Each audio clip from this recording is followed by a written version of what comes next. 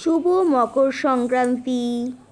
সবাইকে পৌষ পার্বণের শুভেচ্ছা আমার তরফ থেকে। আমি করছি তিলের খাজা। হ্যাঁ, দেখতেই পাচ্ছ তিলটাকে আমি ভেজে নিয়েছি আর গুড়টাকে আমি জাল দিচ্ছি, ভালো করে ফোটাচ্ছি। এমন একটা জায়গায় এসে দাঁড়াবে যে গুড়টা তখন মনে হবে যে এই গুড়ের ভেতরে তিল দেওয়ার জন্য প্রস্তুত। ভালো করে ফুটছে, দেখতে হচ্ছে একটু গাঢ় হয়ে গেছে, কালারটাও চেঞ্জ হয়ে গেছে গুড়ের। আমি দেখছি যে খুন্তির ওপর দিয়ে একটা কোনো তার তৈরি হয় কি না।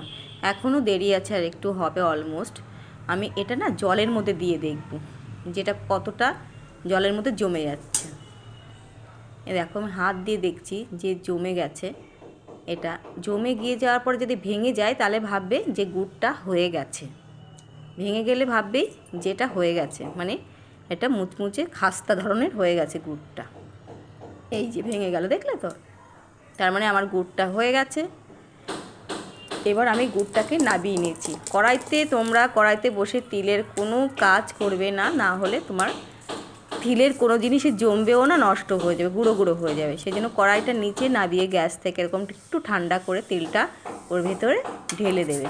তবে তোমরা তিলের নাড়ু বা তিলের খাজা যেরকম পারো। আমি তিলের নাড়ু করব না, এখন আমি তিলের খাজা করবো। যে প্লেটে একটু তেল মাখিয়ে নিয়েছিলাম, ঘি মাখিয়ে নিয়েছিলাম, আমি ঢেলে দিয়েছি। এটা ঠান্ডা হলেই একটু বেঁচেছিল কড়াইতে, ওটাকে টেনে টেনে আমি নাড়ুর মতো করে নিয়েছি।